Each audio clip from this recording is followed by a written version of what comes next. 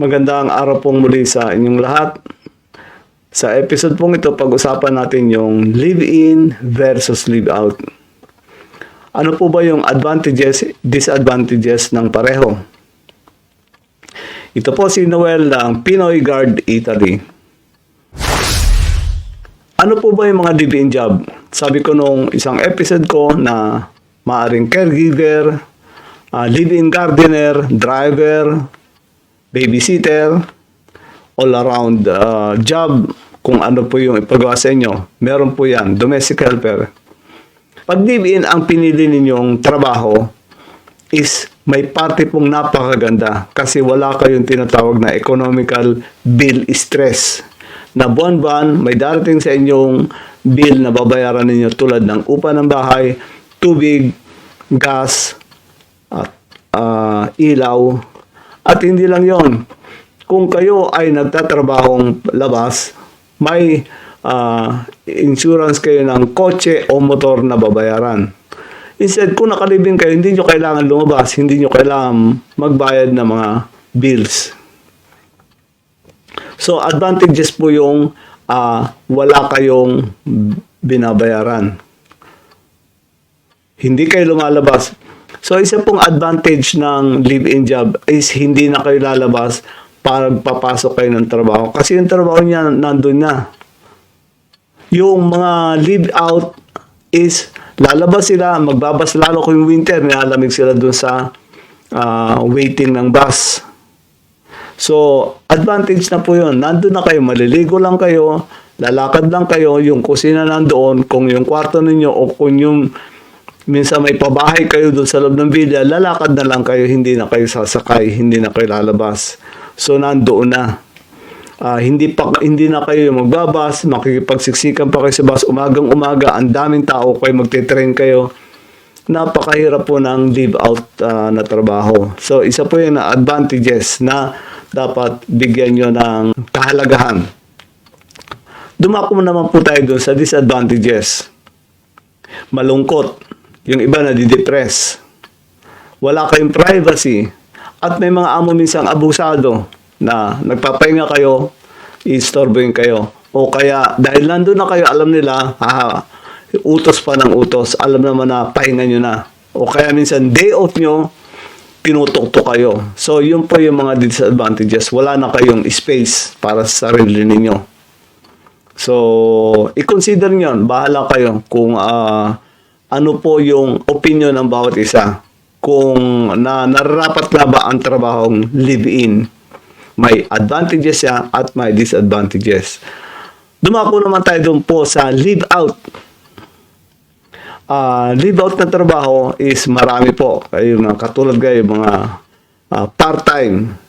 Yung iba rin po, naglilinis sila ng house helper din sila, pero part-time nga lang. So, meron din tinatawag na long period job, long time, o lungo oraryo kung tawagin nila dito sa Italy. Mahaba yung oras, pero papasok sila doon yung mga kapwa natin na Pinoy mula 8 ng umaga hanggang hapon. So, 8 hours. Uwi na sila kung umuupa sila ng apartment. So, yun ang tinatawag na live out. O kaya naman may mga driver, no? O mga factory worker na mga Pilipino dito sa Italy o mga caregiver sa hospital. Sila nag-aalaga. So, marami pong tipo ng live-out job dito. Ibig sabihin ng live-out nga dahil hindi sila naka-stay doon sa amo. So, anong mangyayari? Mapipilitan silang umupa ng bahay or apartment or kaya kwarto lang para makatipid. Ano po yung advantages niya? Yun, free kayo. Lahat na gagawa ninyo, oras is para sa inyo.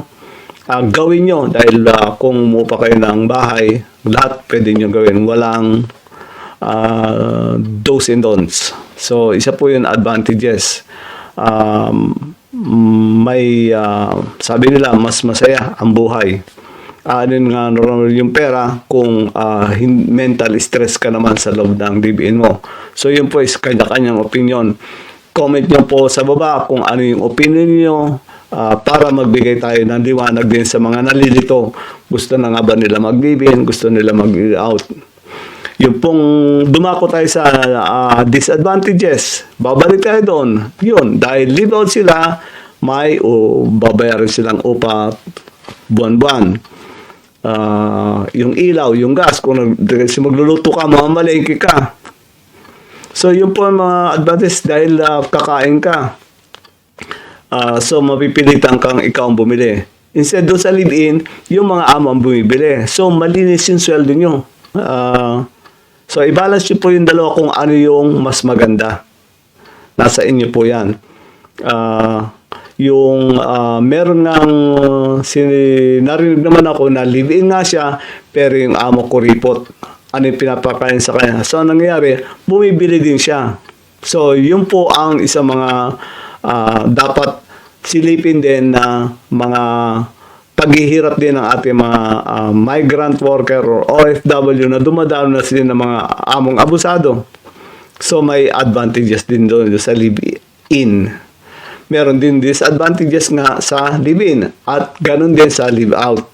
So, yung magbabas ka, naghahabol ka ng oras, baka malate ka, uwi ka, pagod ka, magbabas ka, ang layo, magte-train ka, o kaya pag summer dito napakainit, maghihintay ka ng bus, pag winter nakikipagsiksikan ka sa loob ng bus. So, ang dami pong disadvantages. Life is not perfect kung tawagin. Pero depende po sa inyo yan, no? So, nasa inyo na po ang hukom. Okay po? Comment nyo kung ano yung opinion niyo para magbigay kayo ng payo at liwanag sa ating mga kababayan. Ano man ang kanilang piliin. Marami po akong nakilala na trabaho, pero nung dumating na siya, magpipensyon na siya, nagkasakit lang. So, isa po yan na tanawin na natin. Marami, trabaho, hindi niya nakita yung mga pamilya niya hanggang tumanda na siya, yung anak niya nag-asawa na, tapos maraming hindi successful sa naging ending. So, nasa inyo po lahat kung ano ang inyong pipiliin. Okay po?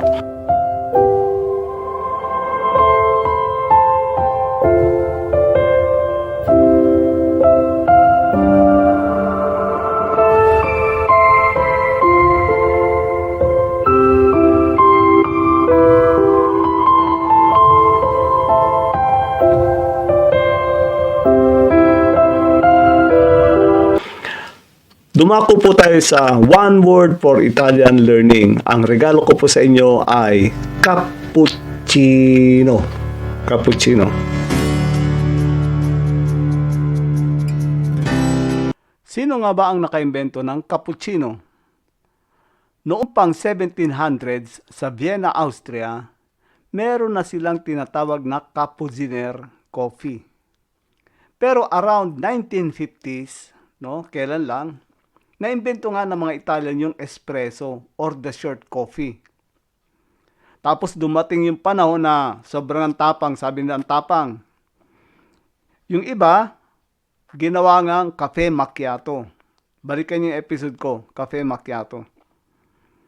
Yung iba naman naisip na lagyan ng steamy milk with foam. Yun yung naging cappuccino ngayon. Na nagkukunik kasi doon sa kulay, light brown, ng Capuchin monks.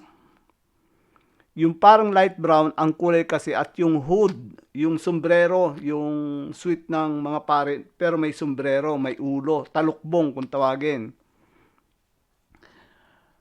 Doon nagkukonek, kaya tinawag nilang cappuccino. Kasi galing sa hood, in Italian, that is cappuccio. Cappuccino is a little cappuccino. Little hood. No? Okay po. So yan, ang pwede nating balikan na history. Paano ba na-invento talaga yung cappuccino? No? So, dumako naman tayo sa tamang pagbigkas. Cappuccino, hindi po cappuccino o cappuccino. Cappuccino. Sa muli pong susunod, God bless at bumiti kayo.